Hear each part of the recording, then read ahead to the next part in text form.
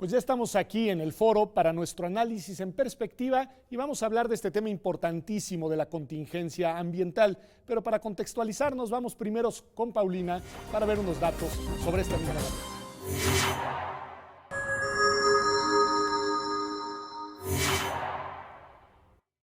Conforme a un estudio realizado por el Centro Mario Molina, desde 1990 a la fecha, el número de vehículos en la zona metropolitana aumentó de 3 a más de 5 millones.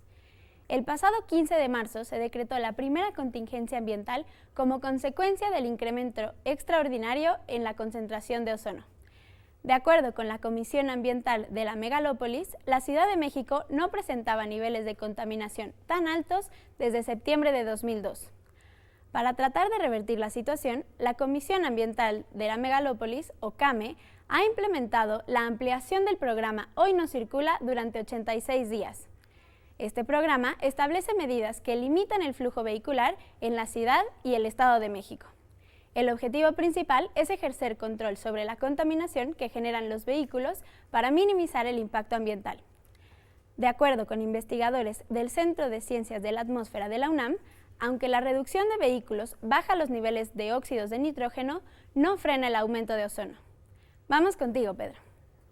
Pues gracias, Paulina, por estos datos. Ricardo, a ver, nos ayudan un poco a contextualizar, al igual que la entrada que tuvimos con Rafael Valadez, pero tú eres un experto en cuestiones, digamos, que tienen que ver con temas medioambientales, exactamente. Ayúdanos a comprender bien por qué, porque aquí creo que hay un dato interesante. Yo leía que desde hacía ya más de 14 años no teníamos una situación como la que se enfrentó ahora, o la que estamos enfrentando en estos días. ¿Por qué en este año, en 2016, de repente nos enfrentamos con una crisis ambiental como la que estamos encarando? Bien, en realidad no es que sea una crisis ambiental. Voy a ponerlo en perspectiva como está. Nosotros hemos tenido este problema de contaminación, especialmente de ozono, de hace 20 años a la fecha. Okay. Afortunadamente los niveles se han reducido, pero el nivel en el cual se activa el programa de contingencias se redujo. Hagan de cuenta que es un semáforo que ahora se activa cuando tenemos menor nivel de contaminación, que esto no se hacía anteriormente. Afortunadamente para nosotros, ahora sí nos avisan. Es decir, ya habíamos estado en situaciones idénticas o peores sin que se activara ninguna política especial. Así es. Que yo pienso que fue bueno para la población, porque finalmente ahora sí se avisa con tiempo de que hay problemas, que la gente tiene que tener cuidado, pero esto apenas empezó el año pasado. Hubo una reducción tanto en el nivel en que se activa el programa de contingencia como en la norma de calidad del aire para ozono. Y eso automáticamente hace que ahora a un nivel más bajo de ozono tengamos la contingencia. Esto no quiere decir que estuviéramos mejor que antes. Hemos estado realmente mal. En momentos peores. Llevamos aproximadamente 8 años con los mismos niveles que estamos ahora padeciendo de ozono y de otros contaminantes. Lo que pasa es que el ozono es el número 1, pero no ha mejorado. La situación realmente no ha mejorado. Ahora ya estamos más conscientes que estamos mal y esperemos que esto pronto se resuelva. Interesantísimo, y ahora te haré preguntas sobre quién toma estas decisiones y demás, pero primero te quiero preguntar a ti, María, no sé si sepas, pero yo no sé, ¿cómo le hacen para medir los niveles de contaminantes? Es decir, ¿cómo se mide la calidad del aire? Bueno, la Ciudad de México tiene un sistema de monitoreo en el que se miden los gases contaminantes que se encuentran en la ciudad. Como mencionó el doctor, los principales que se miden es el ozono y las cantidades de partículas pequeñas, que son de 10 micras, menores a 10 micras y menores a 2.5 micras. Sin embargo, esto hace que nosotros estemos al pendiente de lo que está pasando. Pero técnicamente es muy interesante. Tenemos un sistema de monitoreo que mide algunos contaminantes en específico. Es decir, es una especie de filtros que están midiendo la calidad del aire. Es decir, ¿cómo miden esto? No, realmente son métodos instrumentales que ya tienen muchos años. Como toda la electrónica, cada vez se va sofisticando mejor. Cada vez tenemos mejores instrumentos para medir esto. Así es. Buenísimo. Y están ubicados en torno alrededor de toda la ciudad, en muchos puntos. Incluso aquí en la UNAM tenemos uno. Si ustedes consultan la página de la Secretaría de Medio Ambiente donde están los contaminantes, en el Centro de Ciencias de la Atmósfera tenemos una de estas estaciones de monitoreo. Y lo que hace es que está midiendo en tiempo real, que es otra de las bondades de estos sistemas, y están actualizando cada minuto la información. de tal suerte que la Secretaría del Medio Ambiente colecta todos estos datos y los van integrando dentro de lo que conocemos como normas de calidad del aire, y es a partir de ahí que se va evaluando qué tan bien está o qué tan mal está, y en el momento que se rebasa la norma de calidad del aire empiezan ahora sí a vigilar que no lleguemos a activar el famoso 150 del índice de calidad del aire, que llegando a 150 se activa el plan de contingencia y entonces entran otra serie de medidas que en teoría están diseñadas para que no se nos siga acumulando el contaminante y que no persista al siguiente día. Que ahora serán también de las medidas de las que les preguntaré, pero a ver, ¿qué deberíamos de respirar, María, y qué estamos respirando, digamos, Bueno. para que sepamos quiénes estamos por acá? Bueno, primeramente, la atmósfera está compuesta en aproximadamente 79% de nitrógeno y un 21% de oxígeno. Okay. Igualmente, en menores cantidades se tiene vapor de agua, gases nobles, entre otros elementos. La emisión de contaminantes por parte de los coches y de fábricas hace que en la atmósfera encontremos en mayores cantidades el ozono y otros gases, como son los óxidos de sulfuro, los óxidos de nitrógeno y todo ese tipo de partículas. Nosotros estamos respirando eso. Igualmente, las industrias que se dedican a la elaboración de energía eléctrica mediante combustibles fósiles, ellos también contribuyen a la contaminación emitiendo a la atmósfera partículas pequeñas. Con esta explicación de María, y te lo pregunto, Ricardo, para que me digas, lo que entiendo es que los causantes principales de esta contaminación ambiental somos nosotros mismos. ¿Es así? Es decir, podemos centrar ahí la responsabilidad. Así es. O sea, los factores, digamos, ya geográficos y demás de los que nos hablaba Rafael al inicio del programa, pues esos ya son coyunturales, pero la producción del contaminante es del ser humano. Así es, incluso el ozono realmente nadie lo emite. El ozono se forma en la atmósfera a partir de una serie de reacciones. Okay. De estas, parte de estas emisiones que nosotros identificamos como óxidos de nitrógeno y compuestos orgánicos volátiles, que se juntan en la atmósfera y con la luz reaccionan, y uno de los productos precisamente es el ozono. Esa es la manera. Por eso es que la acción típica que se ha tratado de implementar es reducir las emisiones, que no nada más es todo. Hay que involucrar la química atmosférica y es aquí donde se complica un poco el asunto, porque no es tan fácil diseñar una estrategia de control para ozono. Sí se requiere un fundamento teórico-científico muy fuerte, que desafortunadamente hasta ahorita pues parece que las autoridades no han logrado entender, y si lo han entendido pues no lo han sabido aplicar. Es la verdad. Ahora te preguntaré esa parte compleja. Sí. Hay un factor que me parece que es relevante en estos temas, conste que yo soy abogado y de esto no me entiendo, pero que es el factor temperatura. Es decir, la temperatura juega un papel importante, creo, en este caso, ¿verdad? Sí. Ayúdanos a entender cómo y por qué. Algo ya nos decía Rafael al inicio del programa, pero creo que el tema vale la pena. Bueno, atención. A grandes rasgos, lo que uno tiene en la capa de la atmósfera, que de nuestro interés es la troposfera, que es donde vivimos, que es aproximadamente 10 kilómetros, ahí nosotros se supone que conforme va aumentando la altura, va disminuyendo la temperatura, lo que permite que si hay mayor calor en la superficie de la Tierra, por cuestiones de densidad y de flotabilidad, esto suba. Y en algunos casos puede dispersa los contaminantes. Sin embargo, si tenemos temperaturas iguales o el gradiente de temperatura no es tan significativo, eso hace que se estanquen los contaminantes en la superficie, no permite que suban o que se dispersen. De igual manera, esto contribuye a la evaporación, que si nosotros consideramos una atmósfera, una atmósfera con vapor en su superficie, esto actuaría como un filtro para que la radiación pase en menor cantidad y, como mencionaba, no haya tanta fotoquímica para que no se disocien ciertos componentes que provocan el ozono, y de igual manera pues existe una dispersión de estas partículas. Interesantísimo y complejo. Ahora, tú decías, Ricardo, que hay una dimensión, precisamente una dimensión en el ámbito de las químicas atmosféricas, que no está del todo estudiada, ¿era lo que nos decías? ¿O que no hay una teoría que el gobierno haya hecho propia? Es decir, explícanos ese punto. La teoría y los fundamentos de la química atmosférica están conocidas, tiene ya 20 años, está perfectamente Se han hecho estudios, incluso aquí en México, específicos para la Ciudad de México, en donde ya se han dado las pautas. Para reducir el ozono tenemos que hacer esto y esto otro. Ok.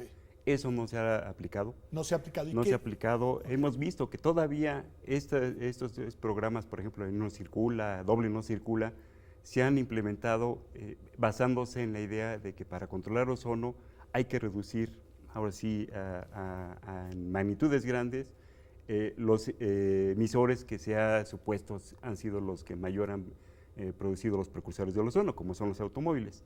Sin embargo, yo también he puesto como ejemplo esta situación. Nosotros en nuestro trabajo, en nuestro ámbito, hablamos mucho del efecto de fin de semana de ozono. A ver, ¿qué es esto? Resulta que el domingo, todos lo vemos, la circulación vehicular baja enormemente. Ustedes pueden ir a toda la ciudad en la mañana, todavía a las 11 de la mañana sin ningún problema de tráfico. Efectivamente, esto se reduce en la emisión de precursores de ozono, que son los óxidos de nitrógeno y los compuestos orgánicos que ya les mencionaba. Sin embargo, resulta que el domingo tenemos ozono igual que entre semana y a veces hasta más. Esto habla de la complejidad de la química atmosférica. ¿Y a qué vamos? Que es otra de las medidas que hemos de alguna manera comentado. Cuando se hace una reducción del, vamos a suponer, 40% de la flota vehicular, se reduce efectivamente el 40% de las emisiones de uno de estos precursores, los óxidos de nitrógeno, porque los automóviles sí provocan casi toda la emisión de este compuesto, pero de los compuestos orgánicos volátiles no. Los automóviles solo son responsables del 30%. Entonces, reducimos el 40%, pues le reducimos un poco, pero nos queda casi 70% de otras emisiones, de otras fuentes que no son móviles, que son fuentes áreas, fuentes evaporativas, de muchas fuentes que ahí se quedan, y eso hace que se va para arriba, ¿no? Que siga. Que siga. Okay. Y la temperatura lo que hace, ampliando un poco lo que mencionó ella, es que las reacciones químicas, pues ahora sí que sí funciona esto.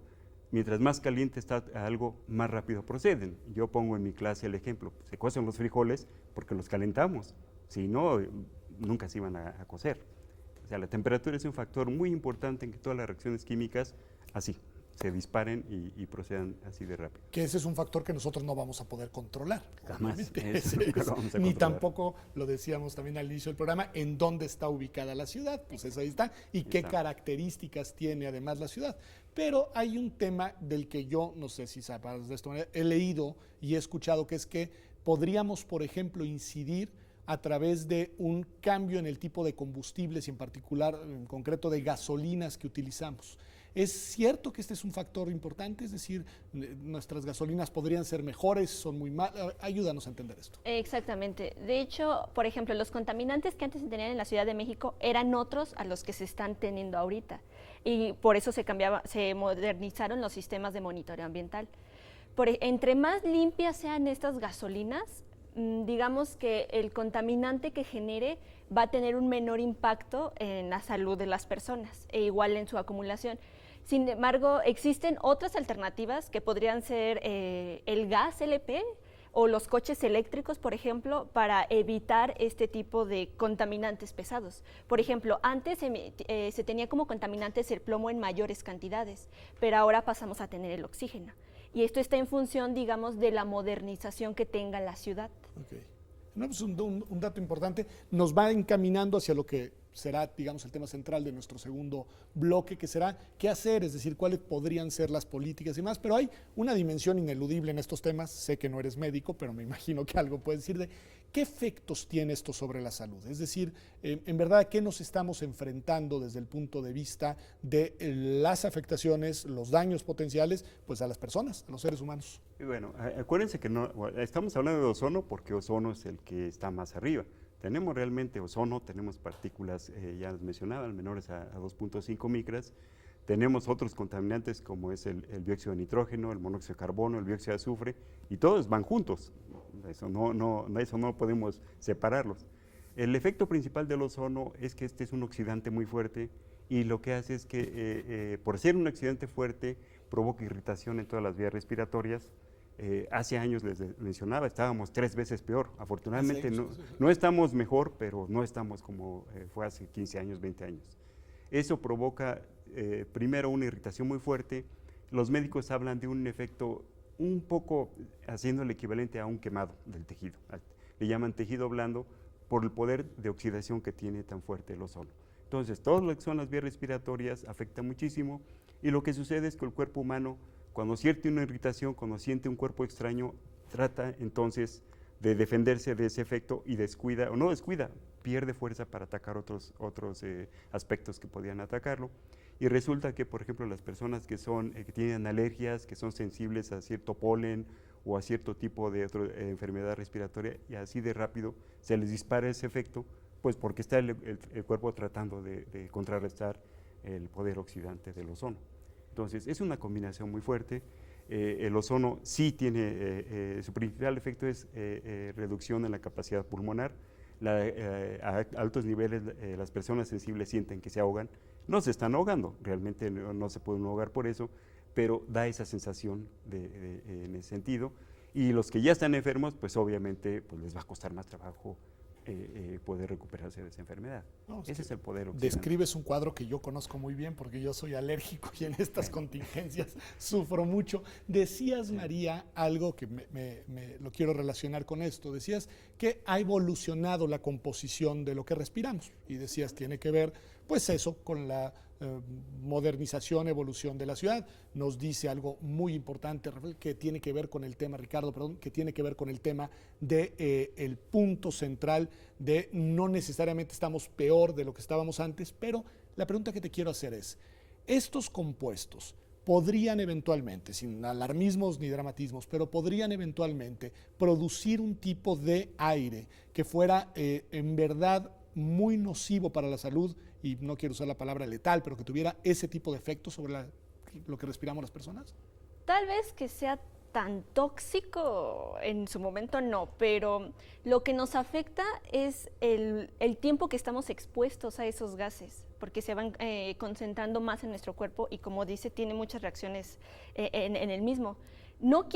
Puede llegar un momento en el que sí sea gran la concentración que exista, pero bueno, yo creo que para llegar a niveles tan tóxicos como para que nos pasen cosas malas, yo no creo. Sin embargo, existe el ejemplo en China, que tienen altos índices de contaminación que afectan la vida cotidiana. Uno no puede salir si no trae su tapabocas o ese tipo de medidas que de cierta manera previenen que nos afecte. Sí, que nos anticipan que sí podría ser más grave. Exacto. Ahora quiero ver un poco eso de la perspectiva comparada, pero antes de ir, que me parece importantísimo, hasta China, te hago una última pregunta, Ricardo, de este bloque que tiene que ver con en México país. ¿Esto que sucede en la Ciudad de México es un fenómeno exclusivo nuestro o hay otras ciudades que empiezan a tener problemas similares? Realmente no es único. Okay. Nosotros conocemos mucho de esto, de la problemática, porque afortunadamente dentro de todos los males tenemos quizás la mejor red de monitoreo de toda Latinoamérica. Eso no lo podemos negar. Debo reconocer también que las autoridades se han abierto. Hace 15 años era imposible que pudiéramos saber incluso los niveles. Era una información que la guardaban mucho, ahora está disponible al público, la podemos consultar inmediatamente, pero ciudades como Guadalajara y Monterrey tienen problemas. Y problemas muy fuertes, quizá Monterrey. Pues mire, quedémonos con este punto, porque creo que esto hace que además el tema no solo sea de interés, digamos, de los capitalinos. Y vamos a un corte y regresamos, porque lo que les voy a preguntar es cuáles deberían de ser las políticas públicas idóneas para enfrentar este tema que parece ser un tema del presente, pero también del futuro de nuestro país. Regresamos.